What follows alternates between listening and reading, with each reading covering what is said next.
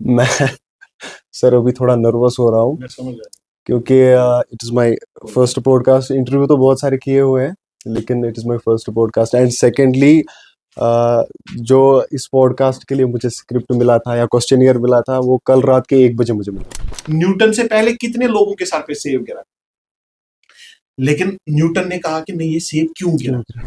अब आपसे ये भी ज़रूर जानना चाहेंगे, जम्मू कश्मीर बहुत खूबसूरत है। यहाँ की आबो हवा, यहाँ के चश्मे, यहाँ की वादियाँ, और दुनिया भर में ये मशहूर है। लेकिन जम्मू कश्मीर का जो एनवायरनमेंट है, आपके हिसाब से ऐसे क्या खतरात है इस एनवायरनमेंट को जो इसमें दरपेश आ रहे हैं?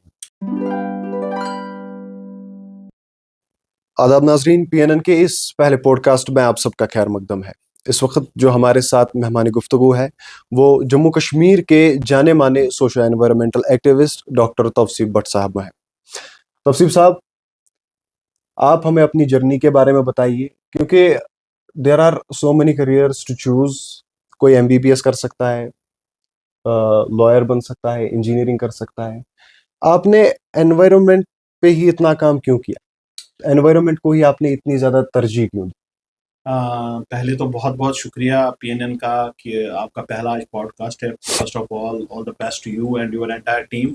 और पॉडकास्ट का बेसिकली आने का जो मेन पर्पस है वो ये है कि हम लोगों को बताएं कि when a person like me who is from a lower middle class family, और जब वो कर सकता है अपनी ज़िंदगी में 70-80 हज़ार पेड़ लगा सकता है, अपनी ज़िंदगी का एक पूरा वक्त, अपनी ज़िंदगी का जो प्राइम यूथ है वो एनवायरनमेंट के लिए वक्त कर सकता है, या जो हमारे सोशल इश्यूज़ हैं। तो आपने मेरी जर्नी के बारे में, I have started my journey very early, क्योंकि मैं हमेशा कहता हूँ और समझता हूँ, और इस बात पे मैं बिल्कुल 100% मुतफिक खुद हूँ कि बच्चे का जो काम है, माँ बाप का जो काम है, वो बच्चे का एक हॉलिस्टिक माइंडसेट बनाना है। देखिए, आप बच्चे की तकदीर नहीं बना सकते, हम्म। आप उसका फ्यूचर जरूर बना सकते हैं, मगर उसका तकदीर आप नहीं बना सकते। अगर आप अपने बच्चों को, जैसे मेरे माँ बाप ने, जो मेरे टीचर, मेरे मेंटोर, मेरे उस्ताद, मैं क्या कहूँ, मेरे वालिद साहब थे, अब हमारे बीच में नहीं रहे, तो वो हमेशा मुझे एक बात कहते थे। वो कहते थे कि हम सब इस दुनिया में आए हैं, लेकिन किसी पर्पस के लिए आए हैं, किसी मकसद के लिए आए हैं। अगर हमें वो मकसद समझ नहीं आया कि हम दुनिया में क्यों हैं, फिर हम में और किसी जानवर में कोई फ़र्क नहीं है कि जानवर भी खाता पीता सोता और सुबह फिर उठता है। इंसान को अल्लाह ताला ने अशरफुल मखलूक़ात इसलिए बनाया क्योंकि उसको उसने दिमाग दिया। तो वे बैक अर्ली मेरे लिए एक एजाज़ की बात थी कि मैं एक फॉरेस्ट फैमिली में पैदा हुआ, जहाँ पे मेरे नाना जी, मेरे दादाजी, मेरे चाचा, मेरे मामा, paternals and maternals, they were all from forest, और हम्म। मेरे फादर साहब भी फॉरेस्ट में थे। तो एक जो रुझान एक बच्चे का होता है बचपन से ही, तो एनवायरनमेंट मेरा कभी सब्जेक्ट था नहीं। मैं जब 10th में था, तो उस टाइम बहुत ज़्यादा ज़ोर चल रहा था कंप्यूटर्स का, तो माय पेरेंट्स आल्सो, जैसे हर किसी का पेरेंट होता है, हम्म। तो वो मुझे चाहते थे कि मैं अपना करियर कंप्यूटर्स में बनाऊँ, और शुक्र अल्हम्दुलिल्लाह I went ahead with computers and all. लेकिन ये जो पैशन आपका होता है ना, देखिए इंटरेस्ट लाइफ में आते जाते रहते हैं। आप आज किसी चीज़ में इंटरेस्टेड है, कल आप नहीं है। आज आप कोई गाड़ी खरीदना चाहते हैं, कोई मकान बनाना चाहते हैं, आपके इंटरेस्ट है, ये आपके पैशन लाइफ में नहीं है। और हम अपने पैशन और इंटरेस्ट को पहले आइडेंटिफाई नहीं कर पा रहे हैं। हम अपने बच्चों को ये जो लाइन ड्रॉ करनी है ना, वो हम लाइन ही नहीं ड्रॉ कर पा रहे हैं। तो मेरे लिए एक बहुत बड़ी एजाज की बात थी कि मेरे वालिद साहब, जो मेरे उस्ताद भी रहे हैं, उन्होंने मुझे बचपन से ही ये चीज़ सिखाया कि जो ये पेड़ होता है, ये जो हमारा वातावरण, एनवायरनमेंट जिसको हम कहते हैं, ये कोई सब्जेक्ट रिलेटेड नहीं, ये किसी प्रोफेशन से रिलेटेड नहीं है। आप डॉक्टर भी हो सकते हैं, पैशनेट एनवायरनमेंट भी हो सकते बस हैं, आप एक पैशन स्ट्रीट, होना चाहिए। हाँ, आप एक स्ट्रीट वेंडर भी हो सकते हैं, आप एक नॉर्मल लेबर भी हो सकते हैं, लेकिन जो आपका रुझान टुवर्ड्स द एनवायरनमेंट है ना, वो अल्लाह ताला की तरफ से आपको होता है कि आप सोचते हैं, समझते हैं। देखिए, न्यूटन से पहले कितने लोगों के सर पे सेब गिरा, लेकिन न्यूटन ने कहा कि नहीं, ये सेब क्यों गिरा। क्यों? जो लोग क्यों का जवाब ढूंढने निकलते हैं हम्म। ना, उनको लोग जानते जरूर हैं।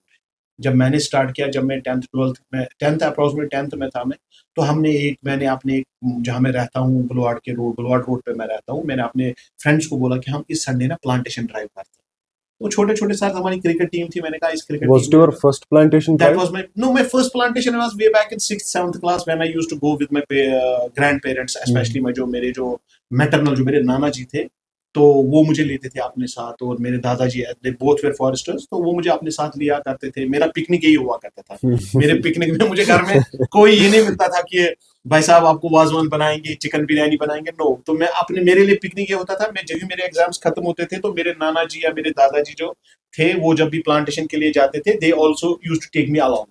तो मैं छोटा सा एक बच्चा है, मेरे पास वो पिक्चर्स भी हैं, जब मैं कभी देखता हूँ मैं बहुत खुश होता हूँ कि मैंने बहुत अर्ली स्टार्ट किया। और शुक्र अल्हम्दुलिल्लाह आज मेरे बच्चे हर बर्थडे पे मेरे बच्चे अपने नाम का एक पेड़ लगाते हैं। और जब भी मेरे पास उनके पास टाइम होता है, मेरे पास तो टाइम होता ही होता है, आई मेक श्योर दैट कि मेरे बच्चे इसमें इन्वॉल्व हो। मेरी बेटी she is around 12 years old और मेरा बेटा इज अराउंड 6 ईयर्स ओल्ड। मैं दोनों को मैक्सिमम इन्वॉल्वमेंट इसमें, अगर उनका स्कूल भी उस दिन मिस करना पड़े I don't mind, because I have understood the whole system. मुझे लगता है कि माँ बाप की जिम्मेवारी है अपने बच्चे को नेक बनाना, अपने बच्चे को एक होलिस्टिक माइंडसेट दे। आप उनको अच्छी तालीम दीजिए, आप उनको अच्छा इंसान बनाने की कोशिश कीजिए, आपके हाथ में खाली कोशिश है। तफसीर साहब, क्या कोई बचपन का किस्सा आप सुनाना चाहते हैं हमें या हमारे जो व्यूअर्स है, लिसनर्स है, जिस किस्से ने आपको और ज़्यादा मोटिवेट किया, आपका इंटरेस्ट बढ़ाया एनवायरनमेंट से प्यार करने के लिए? बिल्कुल, मेरी जिंदगी में एक जो किस्सा है जो शायद आज तक मैंने कभी किसी के साथ शेयर भी नहीं किया है, that has put an deep impact in my life. मैं गगरीबल के जो ये डल का जो रिम है ना, बुलवार्ड ओल्ड रोड गगरीबल पे रहता हूँ। I was in my 7th और 8th क्लास। तब यहाँ पे हालात उतने ज्यादा ठीक भी नहीं थे। आई थिंक इट वॉज 93 94 और ऐसा ही कुछ था। तो मैंने क्या देखा, मैंने देखा कि डल से एक फॉरेनर, एक अंग्रेज आ रहा है और वो कह रहा है मुझे, उसके हाथ में उसने डल से लाया है 2-3 जो उसने यूज किए हैं ना, ये जो वेफर्स होते हैं प्लास्टिक और पॉलिथीन के, ये लेके आया। उसने मुझे बोला could you guide me to the dustbin, यहाँ पे डस्टबिन कहाँ है? मैं जब इस बंदे को देख रहा हूँ दाएं बाएं तो सारा कचरा गिरा हुआ है, क्योंकि उन दिनों तो इतना था नहीं कि लाइक 94 95 की बात मैं कह रहा हूँ। But I was a school आपकी एज क्या होगी उस टाइम पे? उस time I was exactly in my 8th class approximately मैं 8th में था। तो जब ये आया इसने कहा कि यहाँ पे कहाँ पे डस्टबिन। अब मैं दाएं भी कचरा देख रहा हूँ, बाएं भी कचरा देख रहा हूँ। तो उसकी जो बात थी वो मेरे बचपन में एक बहुत बड़ा इम्पैक्ट ये कि आप देखो आप क्या कर सकते हैं। उसने वहां से कचरा उठा के लाया and he was looking for a dustbin despite there was garbage across, पर उसको उस चीज से फर्क नहीं पड़ा। तो वो मेरी जिंदगी का एक बहुत बड़ा ये था कि मैंने देखा कि जिंदगी में आप क्या कर सकते हो, दैट इज इम्पोर्टेंट। तो आपके लिए एक मोटिवेशन बना और मुझे लगा कि नहीं ये बंदा जो है इसको he could have dumped that those 5-6 जो पॉलिथीन उसके हाथ में थे, डल में डाल सकता था, डल के रिम पे डाल सकता, but he was looking for a dustbin. उन दिनों वहां पे डस्टबिन इंस्टॉल नहीं हुआ करते थे। तो मुझे लगा कि जब ये कर सकता है मैं भी ऐसा कर सकता हूँ। और उसके बाद immediately after that we started the हमने जो प्रोग्राम स्टार्ट किए थे कि हम क्लीनेस फॉर डल लेक और अवेयरनेस फॉर डल लेक, वो हमने तभी स्टार्ट किया था when I was mostly in my 8th और 9th क्लास। तब तो से आपने उससे हाँ उससे मुझे बहुत इम्पैक्ट पड़ा। मुझे लगा कि नहीं ये लोग जो है इवॉल्व हुए, हम लोग इवॉल्व नहीं हुए। हमारे नदियों में आज कचरा ज्यादा पानी कम है।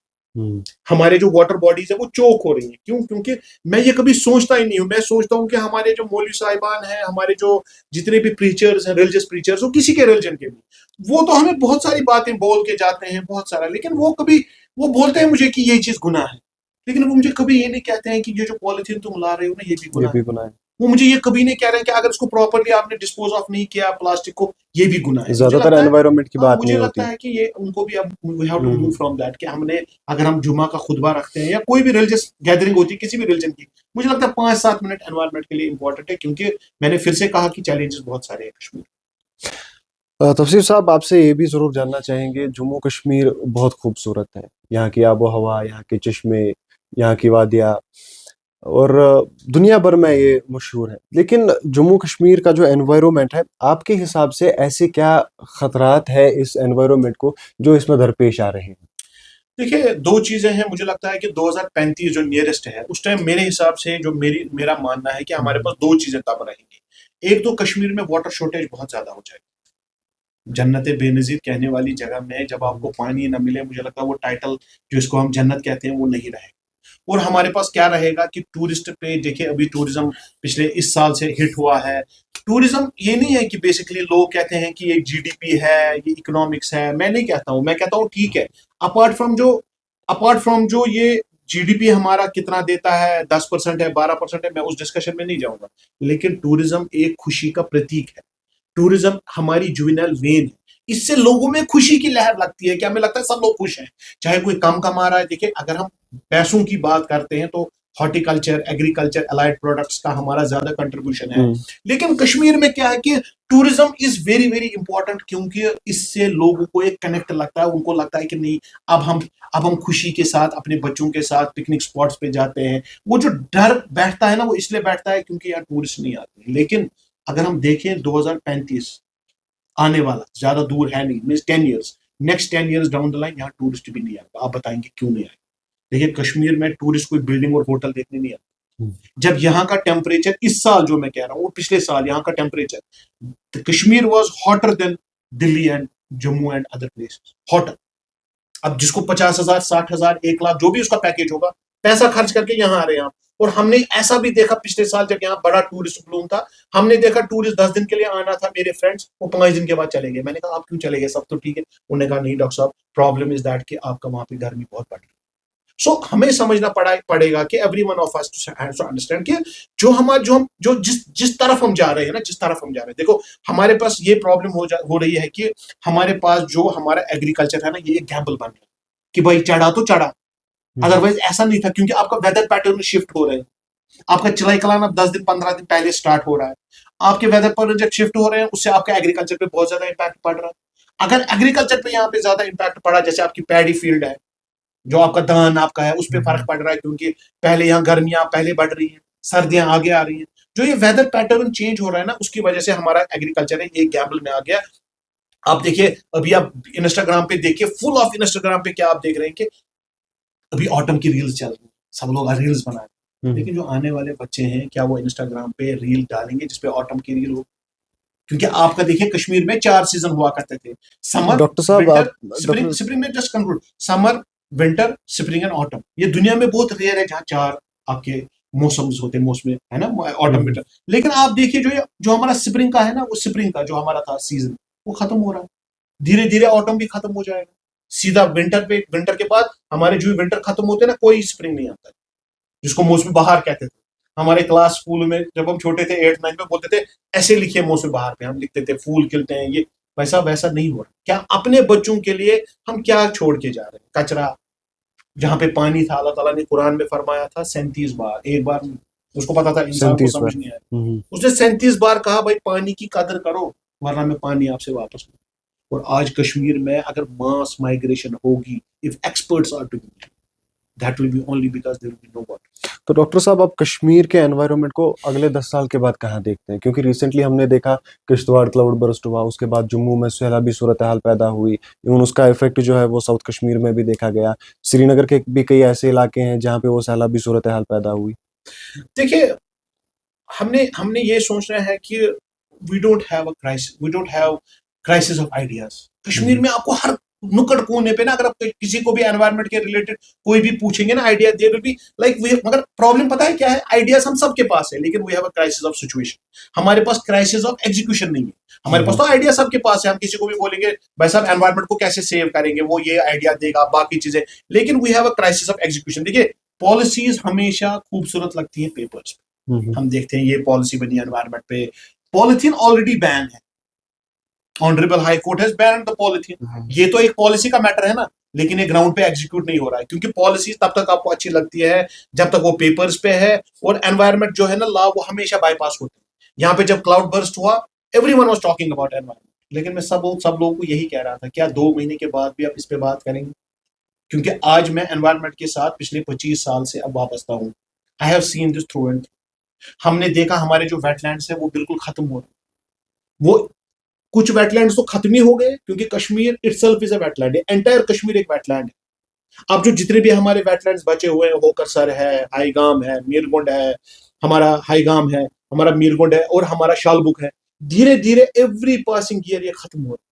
और आप समझ लीजिए जब यहाँ कश्मीर में वेटलैंड कोई खत्म हो रहा है ना, जो हम क्लाइमेट क्राइसिस की बात कर रहे हैं, क्लाइमेट चेंज की बात कर रहे हैं, इसका असर दुनिया के किस कोने में और पड़ रहा होगा? या अगर वहां पे ये कोई इंटर कश्मीर का अपना अंदर का मसला नहीं है, it is pertaining to the environment, entire globe. Environment बस तवे वनान, मैं हमेशा कहता हूँ, बस हमेशा अकत वन कि एनवायरनमेंट छुन प्रोफेशन से रिलेटेड की।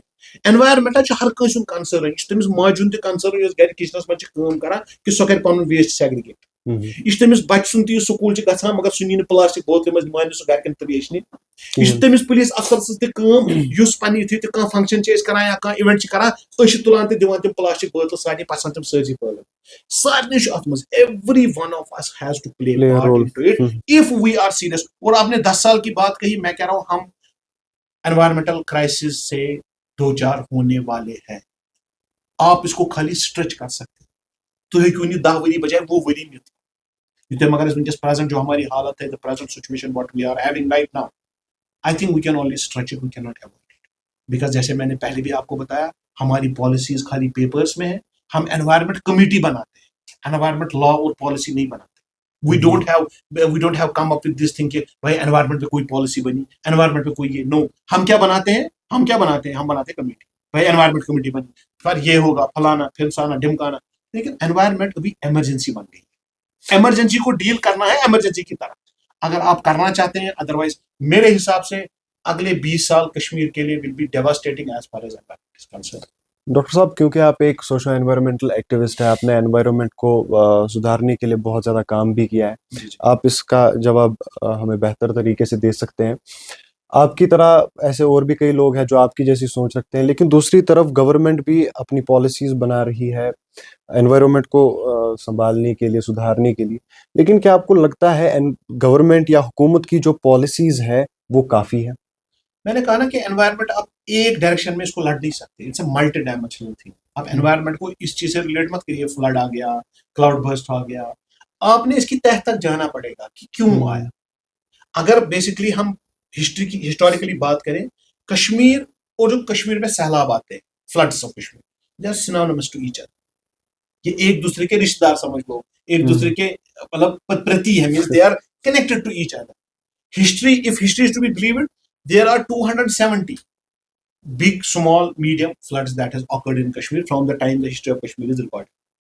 270, उसमें जैसे 2014 का है, 1904 का है, ये बड़े बड़े सैलाब थे। लेकिन सैलाब आते पहले भी थे। आज 2 दिन बारिश गिरती है, हम अलर्ट पे आ जाते हैं। क्यों? ऐसा क्या हुआ? क्योंकि आपकी जो कैरिंग कैपेसिटी पानी की है वो आपने श्रिंक कर दी। जो वेटलैंड अल्लाह ताला ने एक स्पॉन्ज की तरह, एक जो स्पॉन्ज होता है ना, स्पॉन्ज, उस स्पॉन्ज की तरह इसको चूसता था इस पानी को। आपने जी वहां पे मकान बना दिए, आपने रोड बना दिए, आपने रेलवे ट्रैक्स बना दिए विदाउट द कंसेप्ट। मैं ये कभी नहीं कहता हूं कि don't misquote, people sometime misquote. Doctor साहब फिर क्या करें? रेलवे ट्रैक नहीं बनाए, कॉलोनीज नहीं बनाए, लोग कहाँ रहेंगे? ऊपर छत पे रहेंगे, कहाँ रहेंगे? मैं कहता हूं कि we have to live like other people. It's not only Kashmir is expanding, the urbanisation of Kashmir is expanding. खाली कश्मीर की थोड़ी आबादी बढ़ रही है, ये तो दुनिया की बढ़ रही है। लेकिन उनके पास एक प्रॉपर प्लान है। आप मुझे बताइए, आपने वेटलैंड को, आपने सरकारी सारे दफ्तर आपने वेटलैंड में बनाए। आपका जो आपकी जो जुडिशरी का हाईएस्ट कोर्ट होता है, दैट इज हाई कोर्ट। अगर आपकी कोई भी, आपको अपील करने जाना है, आप ऑनरेबल हाई कोर्ट के पास जाते हैं, पीआईएल लेके, अपना पब्लिक इंटरेस्ट लिटिगेशन लेके, एनवायरमेंट के रिगार्डिंग बहुत सारी पीआईएल हमारी ऑर्गेनाइजेशन के थ्रू वहां पे चल रही है। लेकिन अब आप क्या कर रहे हैं? अब आप अपना जो ये उच्च निचाली क्या, हाईएस्ट ऑर्डर ऑफ दिस जो हमारी जुडिशरी है, हाई कोर्ट जो हमारा है, उसको आप वेटलैंड में बना रहे हैं। आप उसको बिमना में उस एरिया में बनाए जहां वेटलैंड है। अब मुझ जैसा बंदा जो एनवायरमेंट के लिए अपनी जिंदगी के सुनहरे दिन मैंने छोड़े और वो कीचड़ में जा जाके इस चीज के ऊपर रिसर्च किया ऑल दैट, मैं तो डिसअपॉइंट हो जाऊंगा। तो डॉक्टर साहब, गवर्नमेंट की इन पॉलिसीज में गैप्स कहाँ पे आ रही है? गैप्स ये आ रही है कि हम कहीं पे फ्यूचर के बारे में हमें जो लगता है ना कि यहाँ पे ये होने वाला है, जैसे हमें लगता था कि यहाँ पे कभी फिर से 2014 के बाद सैलाब नहीं आएगा। लेकिन आपने 2014 के बाद ऐसा क्या किया कि मैं सेफ सिक्योर फील करूं कि मेरे इलाके में सैलाब नहीं आएगा? हमें देखना है कि गवर्नमेंट पॉलिसी खाली पॉलिसी बन के ना रहे, उसकी एग्जीक्यूशन हो, साइंटिफिक लेवल की भी हो, एक्टिविस्ट लेवल की भी हो, और खुद गवर्नमेंट की अपनी लेवल की भी हो। It should be multi level. It should not be, उसमें मीडिया को भी इन्वॉल्व करो, उसमें जर्नलिस्ट को भी इन्वॉल्व करो, उसमें एक्टिविस्ट को भी इन्वॉल्व करो, उसमें स्टेक होल्डर सब है इसमें। देखो जो पानी आता है ना सैलाब का या क्लाउड बर्स्ट होता है, ये थोड़ी जात पात पूछ के आता है, ये थोड़ी रिलीजन पूछ के आता है, ये अल्लाह ताला का कहर होता है। और अल्लाह ताला हमें बार बार ये बात समझाने की कोशिश करता है कि जो मैंने आपको रिसोर्स दिए, दुनिया में रिसोर्स जो है वो दिन ब दिन खत्म हो, देयर एग्जॉस्ट। हमें देखना है कि मैंने कहा ना आपको सिंपल मिसाल कि इंस्टाग्राम पे अभी ऑटम रील्स चल रही है, बड़ा ट्रेंड चल रहा है। क्या 50-30 साल के बाद मेरा बच्चा जब उस एज में होगा, क्या तब ये ऑटम का सीजन होगा? क्या तब वो चिनार्स वहां पे एग्जिस्ट करेंगे? जिस हिसाब से कश्मीर में हीट बढ़ रही है, टेम्परेचर राइज हो रहा है पिछले 3-4 साल से, मुझे लगता है बहुत सारी चीजें हमारे बच्चों को नहीं देखने को मिलेगी। जैसे मेरे बचपन में मौसमी बहार हुआ करता था, एक तो उर्दू में ऐसे लिखना होता था और होता भी था। आज ना बच्चों को स्कूल में वो ऐसे ही लिखाते हैं और ना मौसमी बहार है, डायरेक्ट विंटर के बाद समर आ जाता है। हमने जो स्प्रिंग वाले क्लोथ्स लाए होते हैं ना, I am very fond of clothes, मुझे बड़ा पसंद आता है, मैं बहुत सारे कपड़े लाता हूँ और मुझे मेरा ये हॉबी है सॉर्ट ऑफ। लेकिन अब वो कपड़े किसी काम के आते ही नहीं है, ये तो डायरेक्ट सर्दी से हम वो निकलते कपड़े अब सीधे कपबोर्ड में ही रह वो गए। कबर्ड में ही रहेंगे। और मुझे लगता है कि अब हम अगर ऐसा नहीं करेंगे, जो वो बीच वाला समर और हम्म। विंटर के बीच में ऑटम बचा है ना, मुझे लगता है फिर ऑटम भी नहीं आएगा। मींस शिफ्ट हो रहा है बहुत ज्यादा तेजी से। हम सबको अगर इस पे हमने इंट्रोस्पेक्ट नहीं किया, आई थिंक हमने इसको शुगर कोट नहीं करना है। It is not need not to be sugar coated, it need to be committed. एक स्लो जो ये स्लो सुसाइड हो रहा है ना कश्मीर में ये एनवायरमेंट के रिलेटेड, हम्म। उसके बारे में हमें सीरियसली सोचना पड़ेगा। फिर भी सोचने के बाद भी आप उसको आप उसको टाल नहीं टाल नहीं सकते, सकते हैं। आप उसको सिर्फ स्ट्रेच कर सकते हैं, क्योंकि आप उस कगार पे आ गए। वो जमाना चला गया, अवेयरनेस करो ये करो, वो अब नहीं चलेगा। अब गवर्नमेंट को आना पड़ेगा स्ट्रिक्ट एनवायरमेंटल लॉज के बारे में। भाई साहब, अगर आपने वेटलैंड में मकान बनाया, खाली आपका मकान डेमोलिश नहीं होगा, आपके खिलाफ एक प्रॉपर एफआईआर होगा। मैं इतना तक कहता हूं कि अगर आपने अपने एनवायरनमेंट को बचाना है, आपने स्ट्रिक्ट से स्ट्रिक्ट एनवायरमेंटल लॉज को एनफोर्स करना है। That is the only way now. Environment में अवेयरनेस का टाइम चला गया, अब इसको इमरजेंसी की तरह ट्रीट करना पड़ेगा। डॉक्टर साहब, आपने शुरुआत में कहा आपने कई सारे पेड़ वगैरह लगाए, और गाँव वगैरह में भी आपने लगाए होंगे, और गाँव में ही अक्सर ऐसी चीजें होती है जब वहाँ कोई आउटसाइडर आता है और वहाँ कुछ नई चीजें चीजें करता है, तो लोग वहाँ पे इकट्ठे हो जाते हैं, ये क्या कर रहा है, ये क्या कर रहा है। आपके साथ ऐसा हुआ है? हाँ, बहुत बार ऐसा हुआ, बहुत बार। मैं तो अब जाता हूँ कहीं पे तो शुक्र अल्हम्दुलिल्लाह, अब चलो सोशल मीडिया की वजह से, जब मैंने तब स्टार्ट किया था जब सोशल हम्म। मीडिया था ही नहीं। मुझे पता भी नहीं था तब कि सोशल मीडिया आएगा, फिर लोग मुझे जानेंगे। मैं कहीं पे भी जाऊंगा तो मैं वो लोग बोलेंगे ये जैसे प्लांटेशन कर रहे हैं। मुझे अक्रॉस कश्मीर लोग कॉल करते हैं यहाँ भी प्लांटेशन करने में बहुत खुश होता हूँ। रिसेंटली हम कोकरनाग गए थे, वहाँ पे एक एनवायरमेंटल डायलॉग हुआ था। एनवायरमेंटल डायलॉग में जब मैंने बात की तो मैंने वहाँ के एडमिनिस्ट्रेशन से रिक्वेस्ट की थी, मैंने कहा इस डायलॉग को ना environment of seminar is okay, but seminar से एनवायरमेंट नहीं हो। हम्म। आप देखिए कि प्रॉब्लम हमारा दूसरा कश्मीर में ये भी है ना कि अगर आप कुछ लोग जुड़े भी हैं एनवायरमेंट के साथ, उनके जो वेस्टेड इंटरेस्ट है ना, वो कहीं पे जाकर गवर्नमेंट को पता चल जाता है कि इस बंदे का ये वेस्टेड इंटरेस्ट है, तभी एनवायरमेंट में ये कर रहा है। फिर उससे क्या हो जाता है, एक जो ब्रिज बनना था इस बंदे और गवर्नमेंट के बारे में, वो कहीं टूटता हुआ नजर आया। हमने बेसिकली ये सोचना है कि मैं इसलिए कर रहा हूं कि मैं इसमें कोई अपना कोई मेरा पर्सनल इंटरेस्ट नहीं। मैं पेड़ लगा रहा हूँ, ये मैं अपने बच्चों के लिए, मैं कश्मीर के उन सारे बच्चों के लिए लगा रहा हूँ जिनके लिए कल जब हम पेड़ लगाते हैं, हम कहते हैं साइंटिफिकली कि आपने जमीन को एक लंग दे दिया, आपने उसको एक फेफड़ा दे दिया, मीन्स कि एक सांस लेने के लिए उसको जरिया दे दिया। बाकी हम अपनी तरफ से कोशिश कर सकते हैं कि जितना मैं कर सकता हूँ मैं करूंगा। मैंने हमेशा जिंदगी में ये रखा है कि मैं नहीं कहता हूँ वाई मी, मैं कहता हूँ ट्राई मी, मैं कहता हूँ मैं करूंगा। सब लोग कहते हैं पागल हो गया, ये करता है, ये क्या कर रहा है, इससे क्या होगा। बहुत सारे लोग मुझे डिसअपॉइंट भी करते हैं कि वो कहते हैं कि आप पेड़ लगाने से क्या होगा, यहाँ तो इतने बड़े बड़े इश्यूज है। कह रहा हूँ देखो, बड़े इश्यूज मेरे हाथ में नहीं, ना मेरे पास सरकार है, ना मेरे पास कोई पावर है। मेरे से यही बन पाता है, मैं पेड़ लगाता हूँ। मेरे से ये बनता है, मैं लोगों को अवेयर करता हूँ पॉलिथीन प्लास्टिक यूज नहीं करना है। जब मैं अपनी ग्रोसरी वाले के पास जाता हूँ, फ्रूट वाले के पास जाता हूँ, दूध वाले के पास जाता हूँ, अपने सब्जी वाले के पास जाता हूँ, उनको पता है कि डॉक्टर साहब पॉलिथीन नहीं लेगा। और मेरे साथ वो दो तीन बंदे खड़े होते हैं तो वो कहते हैं ये कह रहे हैं हाँ ये इतने सालों से हमारे पास आ रहा है, इसके गाड़ी में दो बैग्स होते हैं। तो इसी तरह कह रहे अना लोट पता ना इस दो हम्म। आज क्या झाकू इसे। हम घर से नहीं अपना आज हम पॉलिथीन ठेला लेंगे, जलाते हैं। क्यों हम खुद तो अपने लिए नासूर पैदा कर रहे। आप देखिए माइक्रो प्लास्टिक अब इतना डाइल्यूट हो गया कि आज रिसर्च क्या था इस माइक्रो प्लास्टिक की वजह से, आज कश्मीर में 65,000 लोग कैंसर से they are affected by cancer. 65,000 imagine in a year. तो डॉक्टर तो ये साहब, कहीं ना कहीं पे जो माइक्रो प्लास्टिक है ना, ये हमारे लाइफ के अंदर ऐसा घुल रहा है। This is one of the components for causing the cancer age. Doctor साहब, गवर्नमेंट या हुकूमत की बात भी हो गई, एनवायरमेंटल एक्टिविस्ट जो है उनकी भी बात अब हमें पता ही है, लेकिन बाकी जो लोग हैं जिनके साथ आप उठते बैठते हैं, उनके साथ अपनी बातें शेयर करते हैं, क्या आपको लगता है वो लोग एनवायरनमेंट को लेके सीरियस हैं? हाँ, बहुत सारे लोग हैं, ऐसा नहीं है। मुझे लगता है कि अगर थोड़ा बहुत कुछ हो रहा है, कोई हर कोई अपने, जितने भी लोगों को मैं जानता हूँ, हर कोई अपने हिसाब से कर रहा है। कोई वाटर बॉडी को बचा रहा है, कोई स्प्रिंग रेस्टोर कर रहा है, कोई आर्टिकल लिख रहा है, कोई गवर्नमेंट को कोर्ट में लेके ये पूछता है कि आपने ऐसा क्यों किया। ये वन मैन आर्मी का शो नहीं होता है ना। मैं हमेशा बोलता हूँ कि this is not one man army show. You have to be built a team. अगर आपको कोई भी चीज, कोई भी मिशन आपको जिंदगी में उठाना है ना, you need to have a team. और उस टीम को हम्म। बिल्ड करने के लिए उसमें बड़ों का मशवरा, छोटों का प्यार, उनकी छोटू यंगस्टर्स की एनर्जी, जनरेशन जी को उसमें इन्वॉल्व करना, उनको अपने साथ लेना, उनको दिखाना कि वाई इट इज इंपॉर्टेंट, और इम्पैक्ट भी साथ साथ दिखाना। Impact is very important. तो ये नहीं है कि मैं कहूंगा कि डॉक्टर तौसीफ है तो कुछ भी नहीं हूँ, I am not even in the list. लेकिन मैं एक चीज ये कर रहा हूँ कि मैं एक conscious citizen of this country हूँ। मैं जहाँ भी जाता हूँ, दिल्ली गया, मैं recently I was in Dubai where I attended this environment sustainability जो एक कॉन्फ्रेंस हुई थी इंटरनेशनल, उस पर मैंने रिप्रेजेंट किया because I am also representing one of the organisation that works on environmental sustainability South Asia का, मैं उसमें पूरा देखता हूँ। तो उनकी तरफ से जब मैंने किया तो मैंने लोगों को वहाँ बताया कि कश्मीर कैसी एक जगह है जहाँ इको फ्रेजिलिटी है, ग्लेशियर्स मेल्ट हो रहे हैं, हमारे प्रॉब्लम्स है, हमारी हेल्प करो, क्योंकि ये साइंटिफिक कुछ ये प्रॉब्लम जो है ना साइंटिफिक है, you need a scientific approach.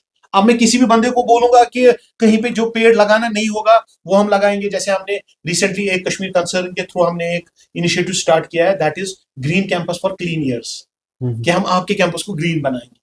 अब उसके लिए फिर आपको रिसोर्सेज की भी देखना पड़ता है कि every time I can not do everything and anything of my own, some time you need people to support you. कहीं ना कहीं आपके कई यार दोस्त मेरे आते हैं, वो कहते हैं हमारी तरफ से इस बार आप 5,000 पेड़ लगाना, हम आपको ये पेड़ दे देंगे।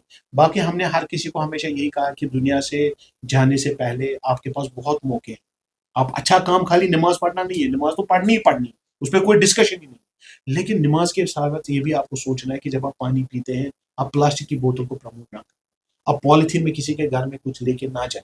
अगर आप अपने बारे में सोचते हैं वही दूसरों को भी आप बताएं। अगर आप अपने बच्चों को बोलते हैं कि चिप्स चॉकलेट से नहीं खाना, इससे ये चीजें, अपने दूसरे बच्चों के घर में भी चिप्स चॉकलेट नहीं लेना, उनको भी ये समझाना है कि मैं अपने बच्चों को भी नहीं कहता हूँ, आपको भी नहीं कहूंगा। तो एनवायरमेंट कलेक्टिव रिस्पॉन्सिबिलिटी है। मेरी मेरी माँ का पहले किचन से स्टार्ट होता है, मेरी मिसेस का, हर एक पे जिम्मेदारी आई वो थी। पहले सेग्रीगेट करते हैं, क्योंकि बेसिक आपके किचन से स्टार्ट होती है। आपने सेग्रीगेट किया, आपने इसको अलग अलग किया। अगर आपके पास घर में फिर वेट वेस्ट रखने की जगह नहीं है आपके पास, बिल्कुल, लेकिन जब आप आगे म्युनिसिपलिटी या किसी भी म्युनिसिपलिटी को दें या कहीं पे भी जिसको जहां पे डिस्पोज ऑफ करें, वहां भी अलग अलग ये होना चाहिए, so that it is easy for them to segregate. आप देखिए आपका अचानक एक टाइम बॉम्ब बन गया, सब लोग बोले हम करेंगे ये करेंगे, लेकिन अब प्रॉब्लम इतनी बड़ी बन गई, कोई नहीं कर पा रहा है। लेकिन हम अभी भी कर सकते हैं, अभी भी हम इस चीज को स्ट्रेच कर सकते हैं, अवॉइड करने की मेरे हिसाब से आप वो टाइम चला गया। डॉक्टर साहब, अब बहुत सारी बातें आपसे सीख ली है एनवायरनमेंट के रिलेटेड, लेकिन हमारी यूथ को या जो हमारे इस वक्त व्यूअर्स है, इन तक कोई मैसेज आप पहुंचाना चाहते हैं एनवायरनमेंट के रिलेटेड? देखिए, यूथ के लिए तो सबसे ज़्यादा जो इम्पोर्टेंट मेरी तरफ से ये मैसेज रहेगी कि आपको सोचना है कि जब आप कोई फ़ोटो उठाते हैं तो जो आपके पीछे बैकग्राउंड में जो माउंटेन होता है ना, पहाड़ होता है, ये खाली बैकड्रॉप नहीं है, ये आपका फ्यूचर।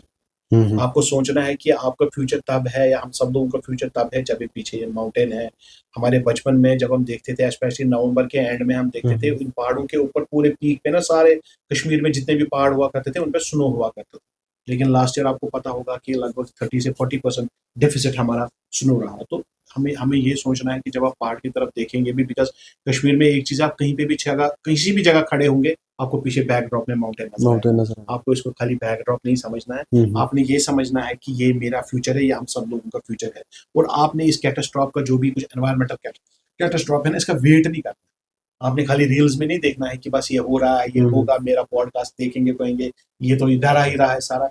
लेकिन ये हम स्ट्रेच भी कर सकते हैं अगर हम जीरो, जो हमारी पॉलिसी टुवर्ड्स पॉलिथीन प्लास्टिक है, ये बिल्कुल बेसिक है। इसके लिए कोई किसी को कोई पैसा नहीं चाहिए, इसके लिए इवॉल्व हो। और आज के टाइम में अगर आपके हाथ में कितनी भी बड़ी डिग्री, कितनी भी बड़ी डिग्री, अगर आपके हाथ में पॉलिथीन है ना, तो आपको अनपढ़ समझा जाता है। अगर आपके हाथ में कितनी भी बड़ी डिग्री हो, आप कितने भी बड़े डॉक्टर हो, आप कितने भी बड़े फिलोसफर हो, आप कितने भी बड़े बिजनेसमैन हो, अगर आप प्लास्टिक बोतल पानी पी के बाहर फेंक रहे हैं, या प्लास्टिक बोतल में पानी पी रहे हैं, तो आप आप अनपढ़ अनपढ़ समझ। समझेंगे। अगर आप सब्जी वाले को, फ्रूट वाले को, ग्रोसरी वाले को फोर्स कर रहे हैं कि बेथवस ब्याग लिफाफ, बेथवस ब्याग लिफाफ, बेथव, तमिस इस तरह समझिए कि इसकी डिग्री किसी काम की नहीं दैट है। Is only a piece of paper. और एनवायरनमेंट हम सबका कंसर्न है। अल्लाह ताला बहुत सारी चीज़ों के बारे में हमें पूछेगा, इसके बारे में भी पूछेगा। ये भी हमें सोचना है कि वो खाली नमाज, ज़कात, इन चीज़ों के बारे में तो पूछेगा ही पूछेगा, लेकिन वो ये भी बताएगा कि कश्मीर इतना खूबसूरत था, इस कश्मीर के झीलों में जो आज पॉलीथीन, प्लास्टिक है, वही ज़्यादा क्यों है, पानी कम क्यों है, इसके बारे में भी पूछेगा। अगर मैं अपने घर से कचरा उठा के दूसरे के घर के सामने डालता हूँ, इसके बारे में भी ज़रूर पूछेगा। Let us be very sensible. Education का मतलब स्कूल कॉलेज यूनिवर्सिटी जाना नहीं। एजुकेशन का मतलब है कि आप अपनी ज़िंदगी कैसे गुजारते हैं, और आप क्या हम इको फ्रेंडली जगह में रहते हैं। जब लद्दाख जैसे लोग कर सकते हैं कि वो पॉलीथीन यूज़, प्लास्टिक यूज़ नहीं कर सकते हैं, जब सिक्किम जैसे लोग कर सकते हैं, हम क्यों नहीं कर सकते? So we can also do it. Let us do it from today only. आज से ही, अभी से अपने आप से वादा करें कि मैं अपने हिसाब से पूरी कोशिश करूंगा, whatever best possible I can do to save this environment, to save this earth. बाकी इंशाअल्लाह रहमान अल्लाह ताला इसका जज़ा हमें यहाँ भी देगा, वहाँ भी देगा। जिस भी नीयत से करेंगे, उस नीयत का हमें बिल्कुल अजर भी मिलेगा। आमीन। चलिए, बहुत बहुत शुक्रिया तौसीफ साहब, हमें अपना कीमती वक्त देने के लिए और हमारे साथ इतनी कीमती इंफॉर्मेशन शेयर करने के लिए भी। हम उम्मीद करेंगे कि हमारे जितने भी सुनने वाले हैं उनको इससे काफ़ी ज़्यादा फ़ायदा पहुँचेगा।